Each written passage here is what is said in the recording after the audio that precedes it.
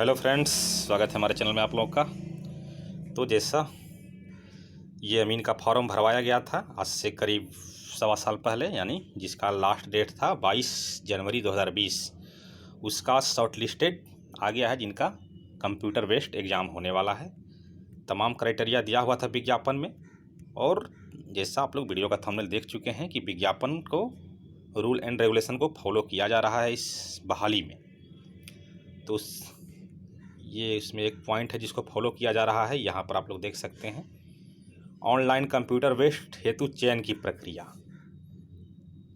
अमीन के पद पर सीधी नियुक्ति हेतु अभ्यर्थियों से प्राप्त आवेदन पत्रों का लघु सूचीकरण, अभ्यर्थियों के इंटरमीडिएट और इंटरमीडिएट समकक्ष परीक्षा में प्राप्त अंकों तथा राज्य सरकार के अधीन अनुभव प्राप्त अमीनों का उनके अनुभव के आधार पर विभाग या परीक्षा प्राधिकार के द्वारा किया जाएगा, जो कुल रिक्तियों के 10 गुना से कम नहीं होगा।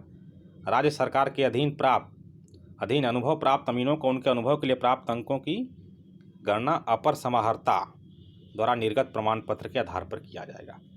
इसका शॉर्टलिस्टेड लिस्ट आप लोग देख रहे हैं, लगभग 19,000 समथिंग का दिया हुआ है। 10 गुना और 1767 पोस्ट था टोटल, सबको पता है।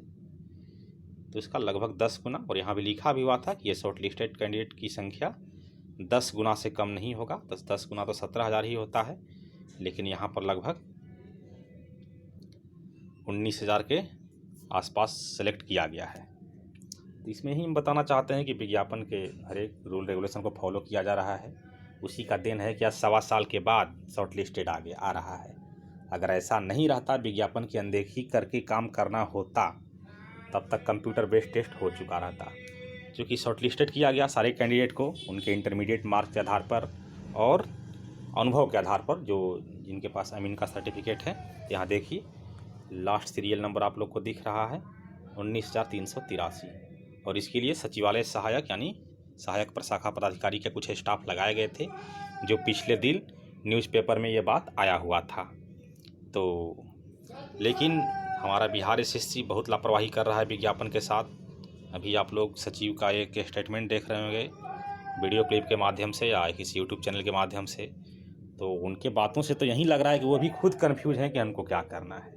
एक तरफ से तो कहते हैं टाइपिंग के बारे में उनका स्टैंड थोड़ा कुछ पता चलता है, वहाँ से उनका ये कहना है कुछ पोस्ट में हिंदी एंड इंग्लिश दोनों है। तो उनका ये कहना बिल्कुल सही है। फिजिकल पोस्ट में 2 पोस्ट ऐसा है 2 और 3 जहाँ हिंदी इंग्लिश दोनों है।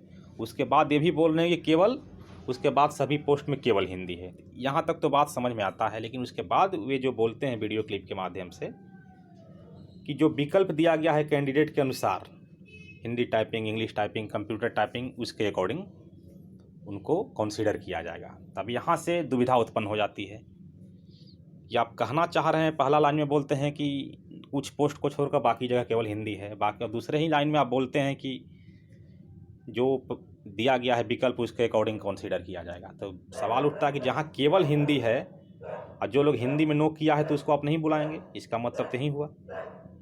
और जो हिंदी एंड इंग्लिश दोनों में यस किया है तो उसको आप बुलाइएगा जहाँ दोनों का ज़रूरत है। और पंचायत सचिव के बारे में स्टैंड क्लियर नहीं कर पा रहे हैं वीडियो के माध्यम से। हालांकि तो बोले हैं कि 4,000 से अधिक पोस्ट नन टाइपिंग का है, और स्पीड का क्राइटेरिया तो खैर भगवान जाने क्यों नहीं बताया जा रहा आयोग के द्वारा। तो ओवरऑल विज्ञापन के साथ लापरवाही कर रहा है बीएसएससी। इसका भी उसको ध्यान रखना चाहिए कि ऐसा न करे। स्टूडेंट के करियर का सवाल है, स्टूडेंट विज्ञापन के आधार पर ही चलते हैं। स्टूडेंट ये फार्म जब भरे थे उस समय 2019 में ये वाले इस लाइन को भी गौर किए थे। तो आज उनका कोई विरोध नहीं कर पा रहा है जब आज 10 गुना शॉर्ट लिस्टेड कैंडिडेट का लिस्ट आया है। तो अगर ऐसा नहीं रहता, विज्ञापन को फॉलो नहीं करना रहता, तो 6 लाख जो भी फार्म गिरा था सबका डायरेक्ट एग्जाम हो चुका रहता और इतना डिले नहीं होता। शॉर्ट लिस्टेड करने की वजह से आज इतना डिले हो रहा है, क्योंकि विज्ञापन में ये पैराग्राफ का पालन किया जा रहा है। देखिए, इसमें ज़्यादा कुछ बताने के लिए है नहीं। रिजेक्टेड लिस्ट भी अलग से दिया हुआ है। 200 रुपया फी लगा था, 100 रुपया SC/ST को लगा था। वहीं है, विज्ञापन के मद्देनज़र ध्यान में रखते हुए बीएसएससी को काम करना चाहिए, ताकि स्टूडेंट के साथ दुर्भाग्यपूर्ण वाला ही हाल न हो जाए किसी भी स्थिति में। तो वही है।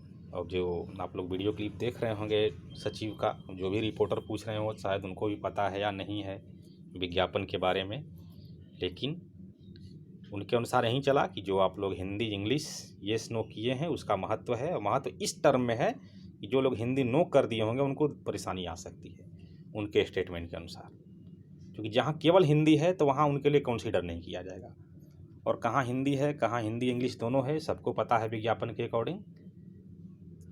तो यही रहा ओवरऑल मतलब कि विज्ञापन से छेड़खानी ना करे आयोग तो अच्छा रहेगा। आइए मिलते हैं अगले वीडियो में। अगर वीडियो पसंद आए तो इसको लाइक और शेयर भी कीजिएगा। चैनल पर नए हैं तो इसको ज़रूर सब्सक्राइब कर लीजिएगा।